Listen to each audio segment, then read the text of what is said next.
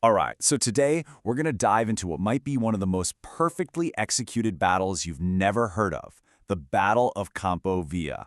It was this absolutely pivotal moment in the Chaco War, and we're going to break it down as a true masterclass in strategy, leadership, and even psychology, all through the eyes of someone who was right there in the thick of it, Paraguayan General Raimundo Rolón.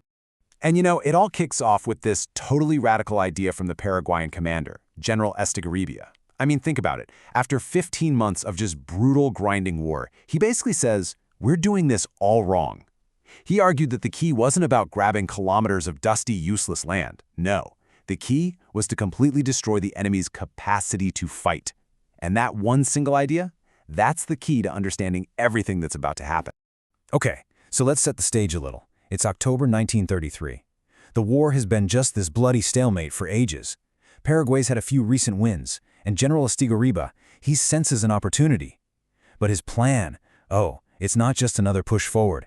It is a massive, high-risk, high-reward gamble that could either win the entire war or lose it in a single, catastrophic stroke.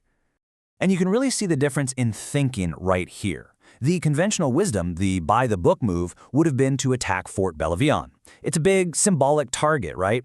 But Estigarribia looked at that and just saw a logistical nightmare for very little actual strategic gain. His goal was so much bigger, so much more ambitious. He wanted to completely encircle and annihilate two entire Bolivian divisions. That's not a symbolic victory, that's a decisive, war-altering victory. So the military term for what he's planning is a great envelopment. And let me tell you, this is one of the hardest things to pull off in all of warfare. It's not about a frontal assault.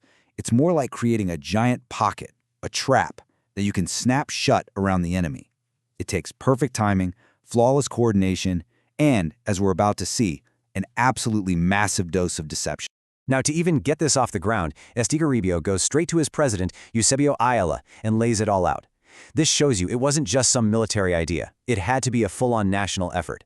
He said, look, I need three things. First, a ton of logistical support, specifically lots and lots of trucks for that unforgiving Chaco terrain. Second, I need the resources for total deception to confuse the Bolivian High Command. And third, and this is crucial, I need to completely change the mindset of my own commanders. We have to shift from playing defense to launching this incredibly complex, massive offensive.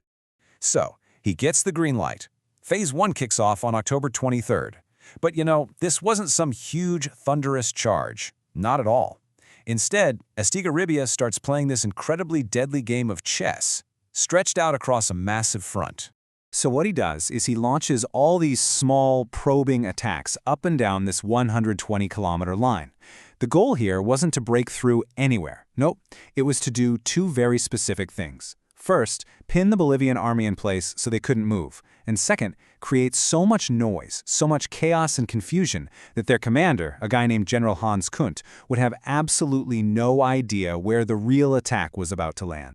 And boy did it work. General Rolón, in his account, uses this fantastic phrase to describe what happened next. He said the Bolivian commander, Kunt, was robbing Peter to pay Paul. He was just completely lost, pulling troops from one place to plug a hole somewhere else, constantly shuffling his reserves around, all while never guessing that the real danger, this massive pincer movement, was quietly forming up in the north.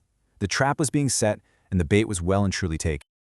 Okay, so the Bolivians are confused, they're pinned down, now's the time to spring the trap. The main encirclement begins. But this is the moment where the perfect plan on paper smacks right into the harsh reality of the Chaco, and the whole thing nearly falls apart.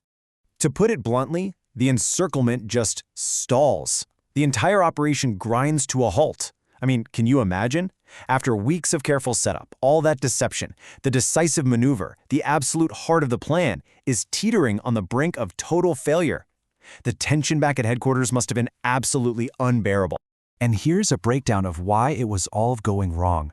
First, you had a logistical nightmare. There were severe water shortages, and even with the new trucks, it just wasn't enough.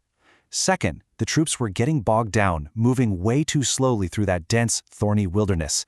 And third, and this is the big one, the commander on the ground, a Colonel Ayala, started to hesitate. He got cold feet. He kept asking for more reinforcements, and according to Rolón's account, he started passing the buck, blaming headquarters for the delays. The whole thing was just unraveling because of friction and fear. And this is the critical moment. This is the turning point of the entire battle. Facing a complete disaster, General Estigarribia does something pretty extraordinary. He doesn't just radio in new orders. No, he gets on a plane, flies directly into the crisis zone, and takes personal command of the operation. This is what real leadership looks like, right here. And the effect of him showing up on the front line was immediate. It was electric. He was there for one reason, to close the Corralito, the little corral, and his arrival completely flipped the dynamic of the battle on its head. I mean, the man did not waste a single second. First, he relieved the hesitant Colonel Ayala. Gone. Second, he started reorganizing scattered units right there, on the spot. Third, he concentrated all the reinforcements on the one unit that mattered most, the 7th Division, the guys who had to slam the door shut on the trap. And maybe most importantly of all, just by being there, he restored morale. The will to attack, it was back, and it was back with a vengeance. So as those Paraguayan pincers finally start to close, the psychological collapse on the Bolivian side is just total. And General Rolón tells this one incredible story that says it all. The Bolivian troops, they knew the end was near. And they actually left a sarcastic sign behind for the Paraguayans to find. It said, "Hurry up, Paraguayans, with the little corral, we want to surrender." Can you imagine that? Their will to fight was completely gone. But Estigarribia wasn't done. He delivered one final, brilliant psychological blow. On December 10th, he ordered a radio broadcast to go out announcing that the Bolivian divisions were trapped in a triple encirclement. Now here's the thing, the trap wasn't even fully closed yet, but he knew the Bolivians would intercept the message. It was a checkmate move in the psychological war. He convinced the enemy soldiers they were doomed before the last escape route was even cut. And the result? It was an absolute catastrophe for the Bolivian army. On December 11th, it was all over. 8,000 soldiers, including 250 officers, just laid down their arms and surrendered. It was one of the single largest mass surrenders of the entire war. Just gone. And the amount of equipment they captured, it was just as staggering. Just look at these numbers. We're talking 24 cannons, 50 mortars, over 1,000 machine guns, 11,000 rifles, 80 trucks. I mean, it's an entire army's worth of gear, all captured in a single blow. General Rolón literally called it the destruction of the Second Bolivian Army. So, a perfect victory. A strategic masterpiece. You'd think the war should have been winding down right then and there. But this is where our story takes a really fascinating and pretty controversial turn. Because what happened after this stunning success, well, it's probably not what you're expecting. Yeah, because this incredible victory immediately led to a decision that General Rolón and even General Estigarribia himself, looking back, would really come to question. So let me ask you this. Was the perfect victory at Campo Vía immediately followed by a perfect mistake? Just look at how fast this all goes down. On December 11th, you have the mass surrender. Just 1 week later, on December 18th, with the Bolivian army in absolute tatters and mediators from the League of Nations on the scene, Paraguay proposes an armistice. And, on the surface, that seems logical, right? You win a huge victory, you offer peace from a position of strength. But the reality, well, it was a lot more complicated. And this right here is the absolute core of General Rolón's argument. Look at what both sides did during the truce. Paraguay, yeah, they used the pause to rest their exhausted troops and fix up their own logistics. But Bolivia, oh man, Bolivia used that time to mobilize a brand new army, to get fresh shipments of weapons, and to build up entirely new defensive lines. So the truce didn't bring peace. What it did was give a defeated enemy the exact breathing room it needed to recover and get ready to fight all over again. And that brings us to this final, pragmatic, almost brutal lesson from General Rolón's experience. He had this maxim: when in a war there is something left to do, nothing has yet been done.